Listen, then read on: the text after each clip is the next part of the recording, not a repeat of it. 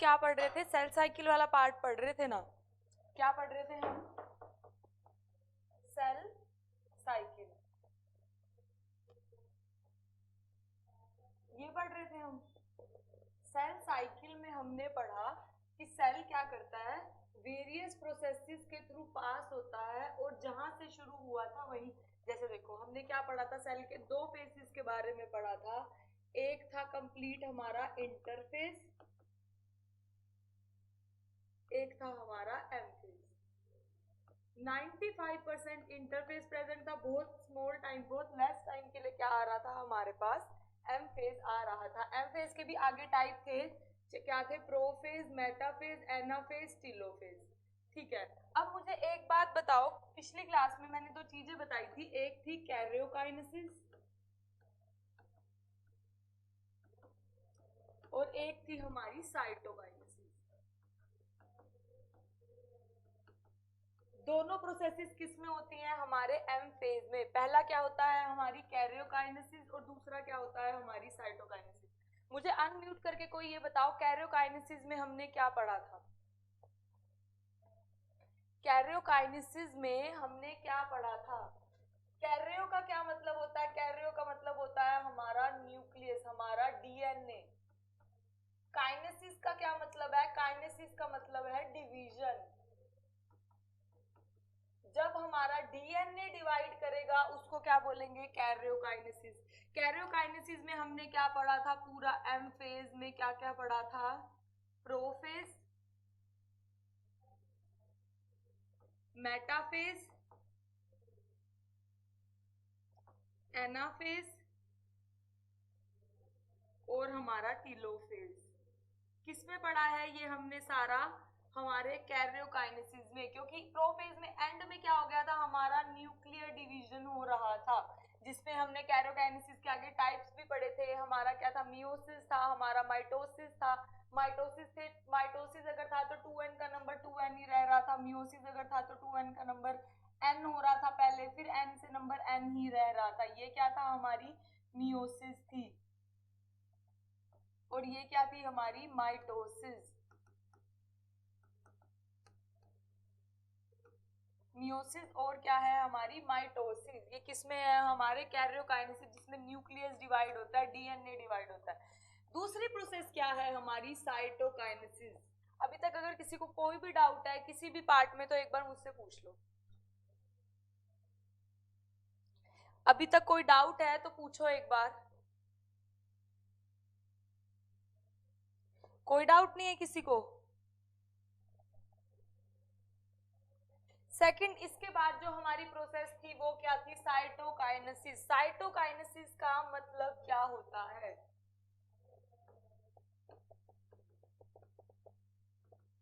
Cytokinesis में जो cyto word है वो किसके लिए रिप्रेजेंट होता है, हमारे सेल के लिए। काइनेसिस का मतलब क्या हुआ, हमारा सेल का डिवीजन होना। सेल साइकिल में हमने ये पढ़ा कि एक सेल किस में डिवाइड हो रहा था, हमारे दो सेल्स में। इसमें एक हमारा कैरियोकाइनेसिस जिसमें न्यूक्लियस डिवाइड हो रहा था, और दूसरा हमारा क्या था, साइटोकाइनेसिस जिसमें क्या था, अब हमारा न्यूक्लियस की डिवीजन देखो, एक सेल में ये न्यूक्लियस की डिवीजन तो हो चुकी है दो में, सेल भी तो डिवाइड करेगा ना, सेल भी तो दो में डिवाइड करेगा, ये बात क्लियर है। इसको क्या बोलते हैं हम, साइटोकाइनेसिस, जिसमें जब न्यूक्लियस दो में डिवाइड करे ये क्या है, कैरियोकाइनेसिस। अब जब सेल दो में डिवाइड करेगा ये क्या होती है, हमारी साइटोकाइनेसिस। आज हम क्या पढ़ रहे हैं, अभी हम साइटोकाइनेसिस पढ़ रहे हैं।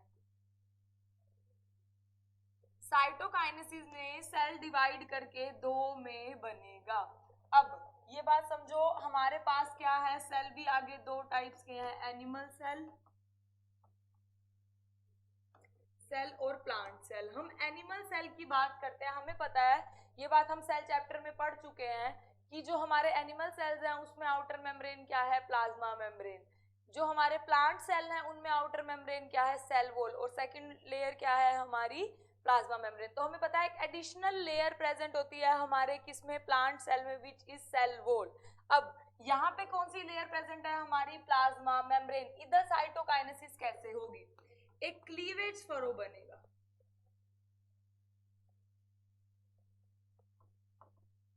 क्या मतलब हुआ इस बात का?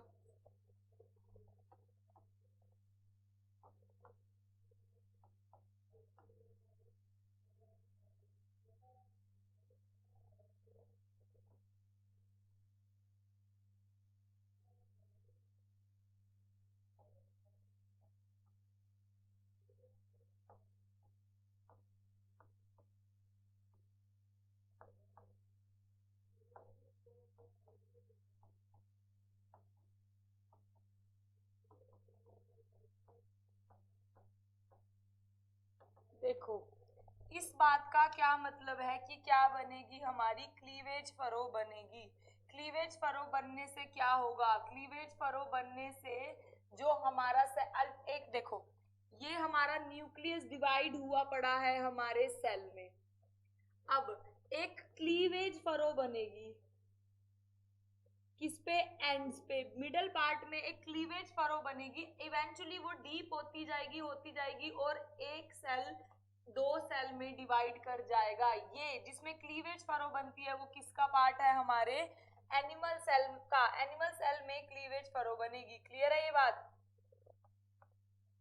किस सेल्स में बन रही है? एनिमल सेल में, जो धीरे धीरे करके ग्रेजुअली क्या होगी? डीप होगी और डिवाइड करेगी सेल को इनटू टू पार्ट्स या टू सेल्स में डिवाइड करेगी। क्लियर है ये बात? क्लियर है तो एक बार यस बोल दो, आगे बढ़े।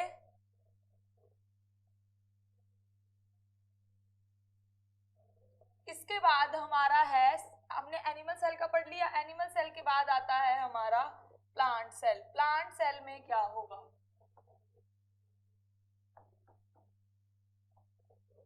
हमने पढ़ लिया एनिमल सेल में तो क्लीवेज फरो बनेगी। फिर प्लांट सेल में क्या होगा? प्लांट सेल में हमें पता है आउटर मेम्ब्रेन क्या प्रेजेंट है? हमारी सेल वॉल।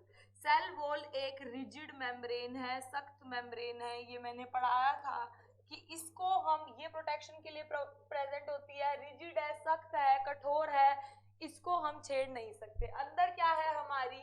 अंदर है हमारी प्लाज्मा मेम्ब्रेन।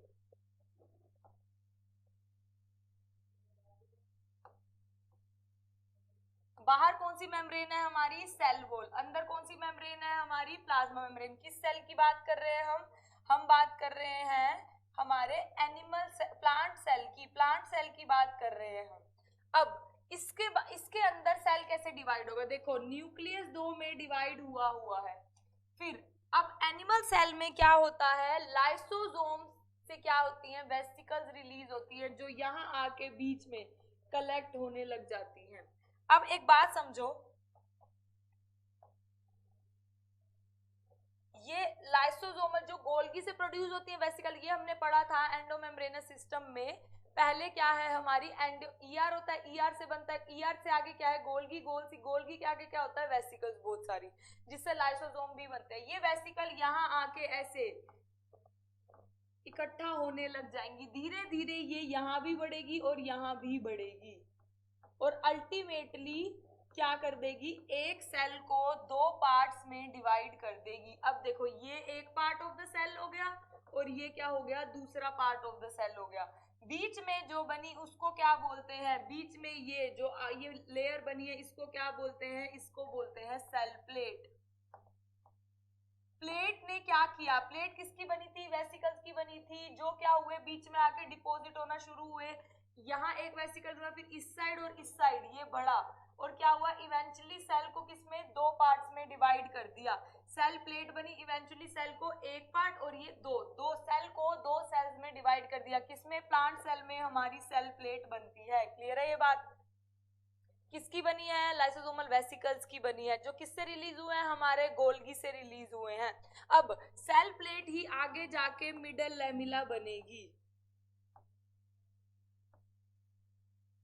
याद है जब मैंने आपको स्ट्रक्चर बनाया था सेल वॉल का, उस टाइम मैंने ये भी बताया था कि दो सेल्स को जोड़ने वाली मिडल लैमिना होती है, जो क्या होती है? कैल्शियम पैक्टेट का, मैग्नीशियम पैक्टेट, इसमें क्या होता है? बहुत ज्यादा रिच होती है मिडल लैमिना। दो सेल को आपस में जोड़ने का काम करती है। कौन करती है? हमारी मिडल लैमिना। पैक्टेट रिच होती है हमारी, मैग्नीशियम पैक्टेट से बनी होती है और दो सेल को ज्वाइन करती है। ये मिडल लैमिना बनी क्या किससे है? हमारी सेल प्लेट से। देखो इसको एक बार,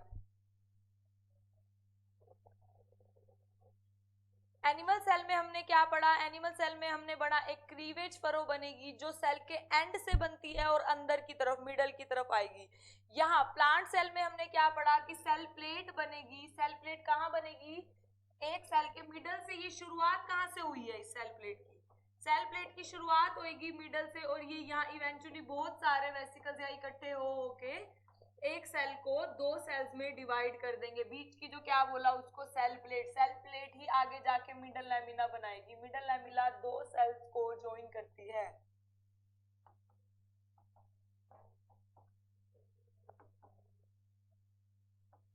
और पेक्टेट रिच होती है। क्लियर है ये बात, आगे बढ़े,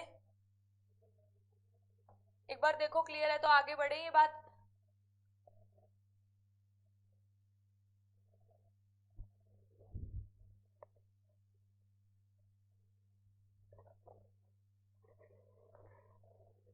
हमने क्या पढ़ लिया, हमने एनिमल सेल पढ़ लिया, हमने प्लांट सेल पढ़ लिया, साइटोकाइनेसिस पढ़ ली, कैरोकाइनेसिस हम पहले ही पढ़ चुके थे मियोसिस और माइटोसिस में। अब हमने क्या पढ़ लिया, कैरोकाइनेसिस पढ़ ली थी, अब हमने साइटोकाइनेसिस पढ़ ली। प्लांट सेल में साइटोकाइनेसिस कैसे होगी, सेल प्लेट के जरिए। एनिमल सेल में कैसे होगी, क्लीवेज फरो बनेगी। क्लियर है, आगे बढ़े। इसके बाद हमारे पास एक हमने पढ़ा था इंटरफेज में क्या होता है, G1 होता है, S होता है, G2 होता है। एक जो हमारे पास फेज होता है जिसको क्या बोलते हैं, जी नोड फेज। ये फेज क्या होता है,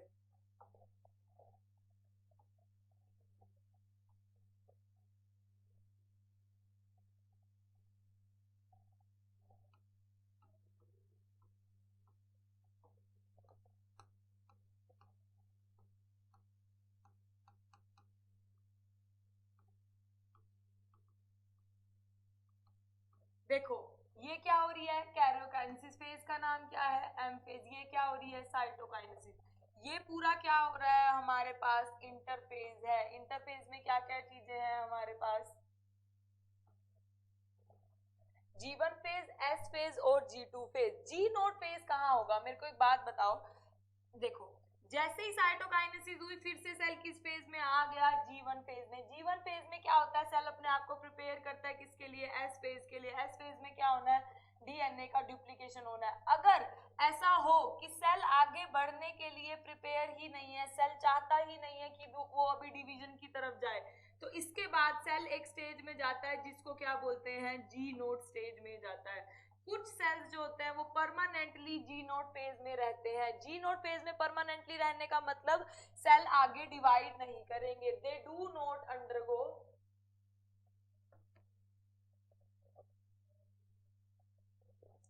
सेल डिवीजन। आगे वो डिवीजन में एंटर नहीं करेंगे। किसी भी तरीका, कोई भी तरीका हो सकता है, आइदर उनके पास कोई न्यूट्रिएंट्स की कमी है, किसी खाने पीने की कमी है, कोई प्रोटीन्स की कमी है, जिससे वो आगे वाले फेज में एंटर नहीं करना चाहते। जीवन जी नोट फेज को क्विसेंट फेज भी बोलते हैं।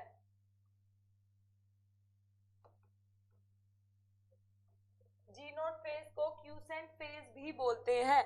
इस फेज में क्या होता है, सेल क्या करता है, अब जी नोट फेज में अगर सेल चला गया तो सेल आगे डिवाइड नहीं करेगा। क्या ये बात क्लियर है। माइटोसिस में जब हम पढ़ रहे थे कि क्या होता है, एक इंटरफेज होता है, एक एम फेज होता है। इंटरफेज से गया सेल एम फेज में, एम फेज से गया फिर इंटरफेज में। ये हमने किस में पढ़ा था, माइटोसिस में। अब हम पढ़ते हैं मियोसिस में क्या होता है। मियोसिस में मैंने आपको ये बताया कि क्या होता है, एक हमारा मियोसिस 1 होता है, एक हमारा होता है मियोसिस 2। मियोसिस 1 से मियोसिस 2 के बीच में ये जो हमारा थोड़ा सा टाइम बचा, very very small time period होता है, जिसमें ये क्या होता है, टाइम होता है मियोसिस 1 से मियोसिस 2 के बीच में जाने का थोड़ा जो टाइम होता है उसको क्या बोलते हैं,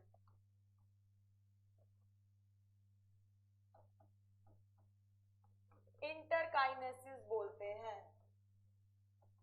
काइनेसिस का क्या मतलब होता है, डिवीजन होना। एक डिवीजन से दूसरे डिवीजन के बीच में जो हमारे पास टाइम पीरियड है उसको हम इंटरकाइनेसिस बोलते हैं। किसमें प्रेजेंट होगा, हमारे मियोसिस में। माइटोसिस में तो होगा नहीं, क्योंकि माइटोसिस में क्या हो रहा था, माइटोसिस में हमारा इंटरफेज और एमफेज, फिर एमफेज इंटरफेज, ये चल रहा था। ये किसमें था, हमारा माइटोसिस में। हमने ये इसी के साथ ये चैप्टर होता है कंप्लीट, सेल साइकिल कंप्लीट हो गया। अगर किसी को कोई डाउट है इस चैप्टर में अभी भी तो एक बार पूछ लो मुझसे।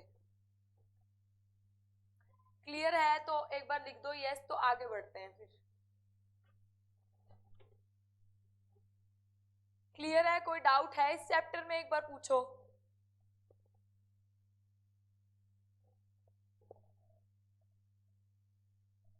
क्या इस चैप्टर में कोई डाउट है? आगे बढ़े नेक्स्ट चैप्टर की तरफ।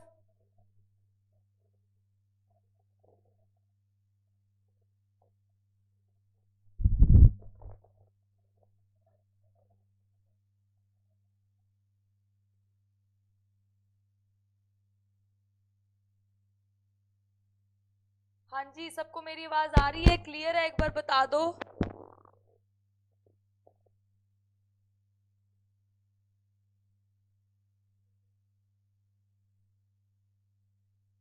आगे बढ़े फिर।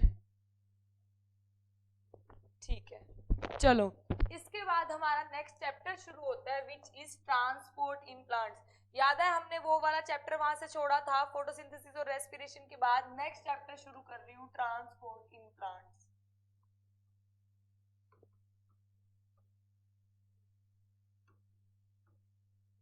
ट्रांसपोर्ट इन प्लांट्स में आज हम पहले तो कुछ टर्म्स के बारे में समझेंगे जो आगे चैप्टर में यूज होने वाली है। पहली हमारी टर्म है डिफ्यूजन। डिफ्यूजन क्या होता है? और एक होता है हमारा फैसिलिटेटेड डिफ्यूजन।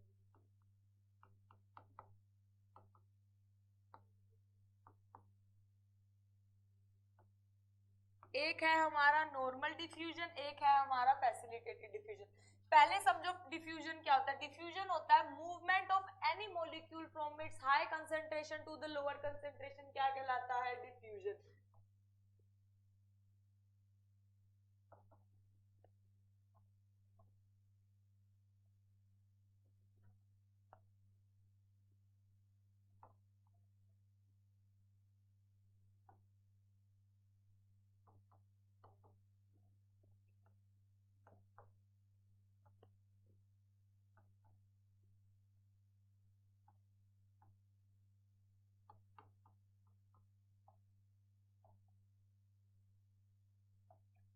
किसी भी सब्सटेंस का मूवमेंट होना उसके हाई कंसंट्रेशन से उसके लो कंसंट्रेशन की तरफ क्या कहलाता है? डिफ्यूजन।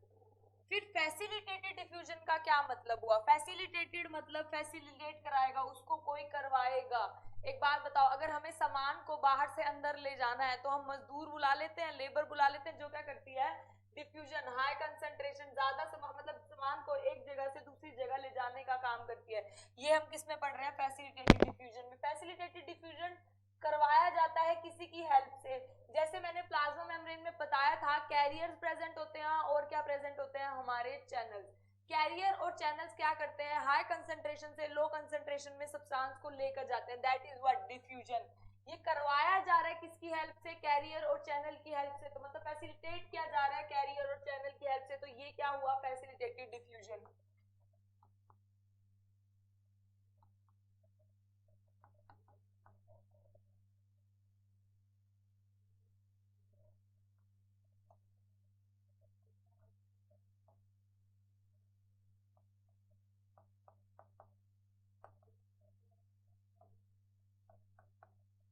किसकी हेल्प से इस डिफ्यूजन को फैसिलिटेट किया जा रहा था? With the help of some proteins.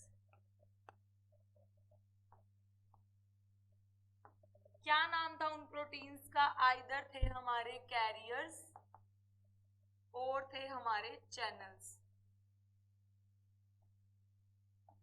Either हमारे कैरियर्स थे और क्या थे? हमारे चैनल्स। अब इसके बाद हमारे पास दो टर्म आती हैं। एक टर्म आती है, पहले तो समझो ओस्मोसिस क्या होता है, ये लिख लिया। आगे चले, बढ़े आगे। इसके बाद हमारे पास सेकंड टर्म आती है विच इज ओस्मोसिस। ओस्मोसिस और डिफ्यूजन में फिर डिफरेंस क्या है? ओस्मोसिस होता है मूवमेंट ऑफ वाटर मॉलिक्यूल। उसमें क्या था? मूवमेंट किसी भी मॉलिक्यूल का। इसमें क्या है? Movement of water molecule from its high concentration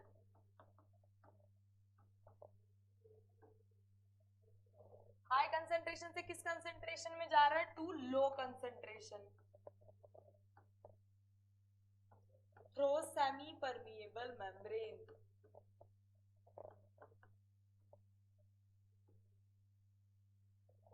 ये क्या है हमारा ओस्मोसिस। अब इसके बाद आपको दो टर्म्स बार बार सुनने को मिलेगी, एक है हमारा सिम्पोर्ट, एक है हमारा एंटीपोर्ट। क्या मतलब है इन दोनों बातों का? सिम मतलब क्या हुआ, बोथ। एंटी का क्या मतलब हुआ, डिफरेंट। देखो ये हमारा क्या है, अगर दोनों मॉलिक्यूल सेम ही डायरेक्शन में जा रहे हैं, ये क्या हुआ हमारा बोथ पोर्ट। देखो मेरी बात सुनो, सिम पोर्ट या फिर क्या है हमारा एंटी पोर्ट। पोर्ट मतलब क्या हुआ, प्लेस, पोजीशन, जगह। जैसे एयरपोर्ट एक जगह का नाम है। अगर दोनों सेम डायरेक्शन में जा रहे हैं तो ये क्या होगा हमारा सिम्पोर्ट। अगर एक इस डायरेक्शन में जा रहा है, दूसरा उसकी ऑपोजिट डायरेक्शन में जा रहा है, ये क्या हुआ हमारा एंटीपोर्ट।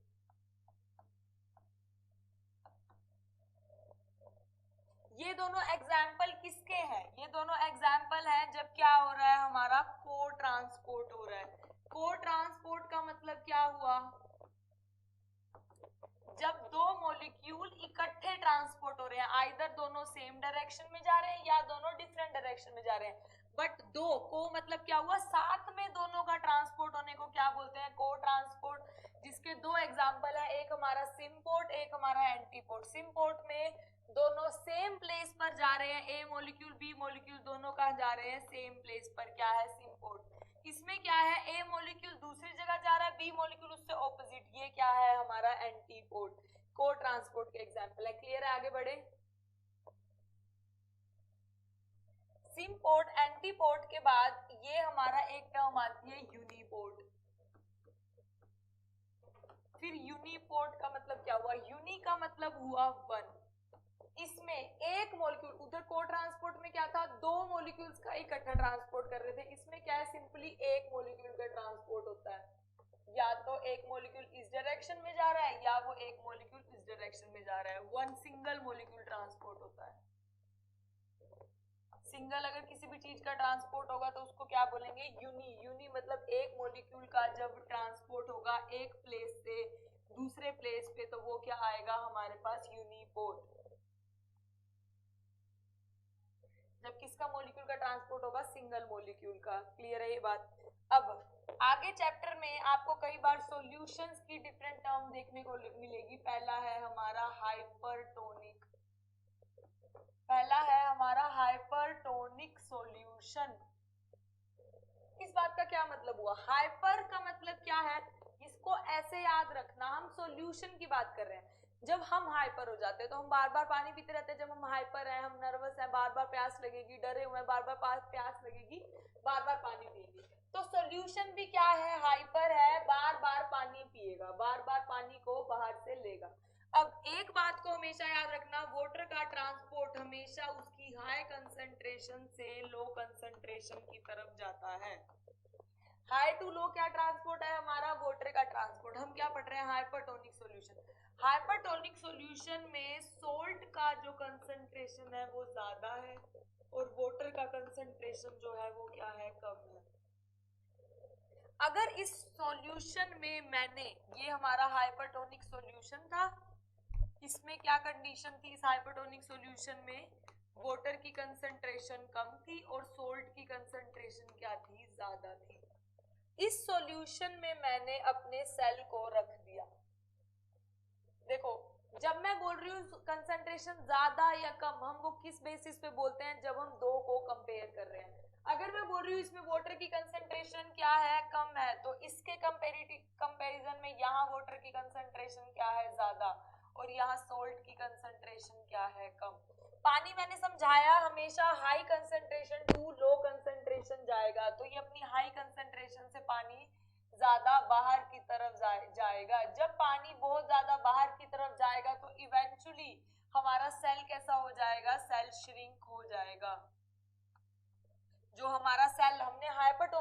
सॉल्यूशन में रखा, हाइपरटोनिक सॉल्यूशन में जब सेल को रखा तो सेल कैसा हो गया, श्रिंक हो गया। क्लियर है ये बात? ये था हमारा एनिमल सेल। चलो ये बाद में देखेंगे, पहले हाइपरटोनिक सॉल्यूशन में क्या हुआ, हमारा सेल जब हमने रखा तो सेल श्रिंक हो गया। इसके बाद हमारा दूसरा सॉल्यूशन होता है हाइपोटोनिक सॉल्यूशन।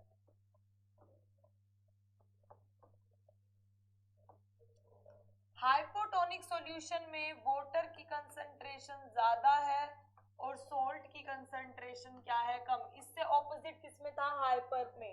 अब हम पढ़ रहे हैं हाइपो। इसमें क्या है हमारा, ये हमने पूरा हाइपोटोनिक सॉल्यूशन ले लिया। इस सॉल्यूशन में वाटर की कंसंट्रेशन ज्यादा है और सोल्ट की कंसंट्रेशन क्या है, कम है। इस सॉल्यूशन में मैंने क्या रखा, अपने सेल को रखा। सेल में क्या होगा, वाटर की कंसंट्रेशन कम और सोल्ट की कंसंट्रेशन ज्यादा।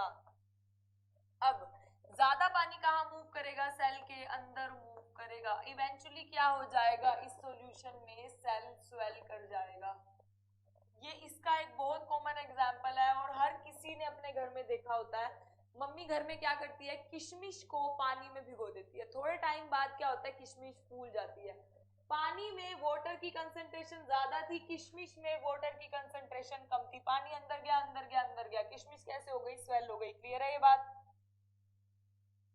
ये क्या था हमारा हाइपोटोनिक सॉल्यूशन। इसके बाद हमारा एक लास्ट सॉल्यूशन आता है जिसको क्या बोलते हैं, आइसोटोनिक सॉल्यूशन।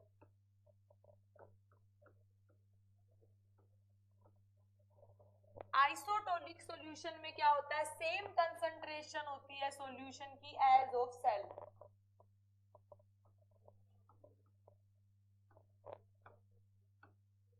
सेल में जैसा पानी का कंसंट्रेशन है, सेम कंसंट्रेशन किसमें है, हमारे पानी में और सॉल्यूशन में। सॉल्यूशन में सॉरी और सेल में कंसंट्रेशन वाटर का और हमारे सोल्ट का सेम है। तो क्या होगा फिर, अब ये मेरे सेल और मेरे सॉल्यूशन में वाटर और सोल्ट का कंसंट्रेशन क्या है, सेम है। तो पानी अंदर भी आएगा और सेम अमाउंट ऑफ पानी बाहर भी जाएगा। तो ना तो इसमें सेल श्रिंक हुआ ना सेल स्वेल हुआ। सेल क्या रहा, रिमेन सेम, कांस्टेंट, अपनी शेप को मेंटेन करके रखा। क्लियर है ये बात? इसके बाद हमारे पास कुछ फिनोमिना। पहला क्या है, first is plasmolysed cell. Term समझ लो, आगे चैप्टर करना आसान हो जाएगा। प्लाज्मोलाइज्ड सेल का क्या मतलब है, प्लाज्मोलाइज्ड मतलब क्या हो जाएगी, प्लाज्मोलाइसिस। प्लाज्मोलाइसिस मतलब सेल खत्म हो गया। अब देखो एक बात को समझो, हमने जो सॉल्यूशन में पहले सेल रखा था वो था हमारा एनिमल सेल। अब हम कौन सा सेल रख रहे हैं, हमारा प्लांट सेल। हमें पता है प्लांट सेल में बाहर सेल वॉल भी है, अंदर प्लाज्मा मेम्ब्रेन भी है, यही कंडीशन होती है। अगर मैं इस सेल को हाइपरटोनिक सॉल्यूशन में रखूं, हाइपरटोनिक सॉल्यूशन मतलब वाटर की कंसंट्रेशन क्या है, कम है और सोल्ट की कंसंट्रेशन क्या है, ज्यादा है।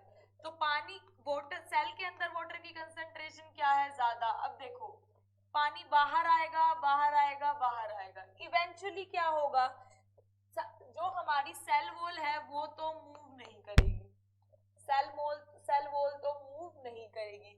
फिर हमारी प्लाज्मा मेम्ब्रेन का क्या होगा, प्लाज्मा मेम्ब्रेन श्रिंक होगी और बस कहीं कहीं पे सेल वॉल के साथ अटैच है हमारी प्लाज्मा मेम्ब्रेन का स्ट्रक्चर, ये हो जाएगा। जब बहुत ज्यादा पानी बाहर जाएगा बाहर जाएगा बाहर जाएगा तो इवेंचुअली क्या हो जाएगा, सेल डेथ हो सकती है, सेल श्रिंक। ये जो अंदर की प्लाज्मा मेम्ब्रेन है बिल्कुल अंदर सिकुड़ जाएगा। इस सेल को क्या बोलते हैं, प्लाज्मोलाइज्ड सेल। कब, जब जो हमारा प्लाज्मा मेम्ब्रेन है वो सिर्फ किसी कुछ कुछ पॉइंट्स पे हमारे सेल वॉल के साथ एसोसिएटेड है, अदरवाइज सारा सेल का पानी बाहर जा चुका है। इस सेल को क्या बोला, प्लाज्मोलाइज्ड सेल। क्लियर है? आगे बढ़े एक बार देखो इसे।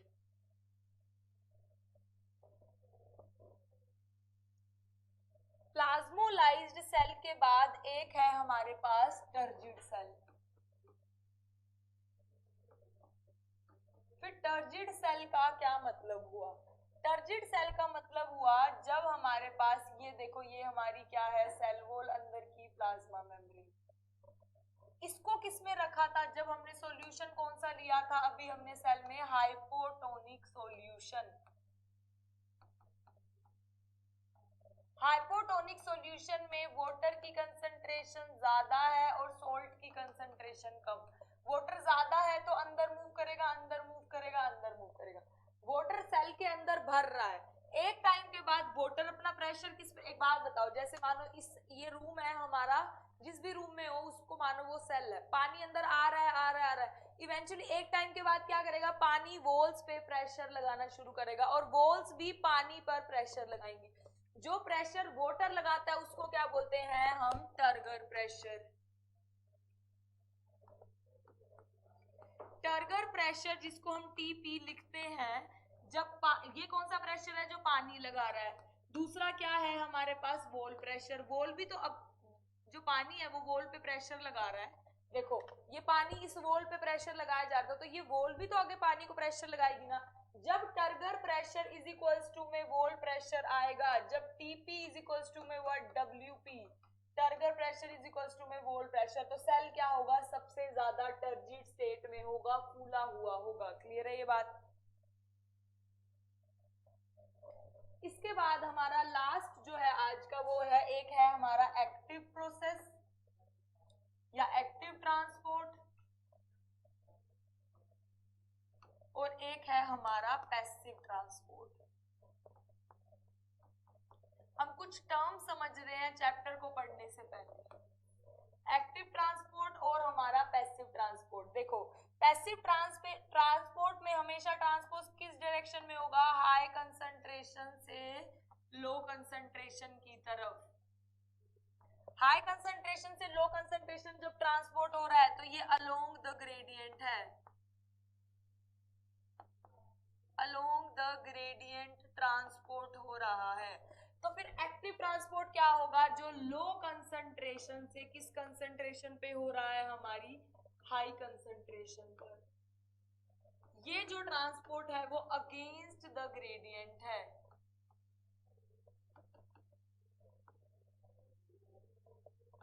अगेंस्ट द ग्रेडियंट, देखो हमेशा हमने देखा है ज्यादा से कम की तरफ चीज आती है, ये क्या है उल्टा, लो से भी हाई की तरफ ही जा रहा है सामान।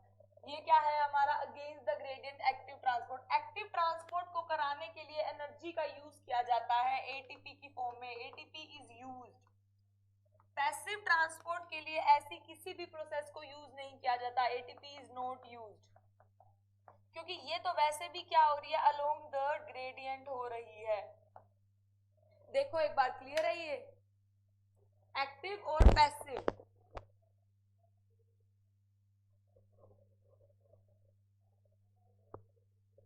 अभी तक अगर हमने सेल साइकिल या आज जितनी भी टर्म्स पढ़ी हैं, कोई डाउट है तो एक बार पूछना मुझसे। अभी तक अगर कोई डाउट है तो आप एक बार टाइप करके पूछ लो चाहे।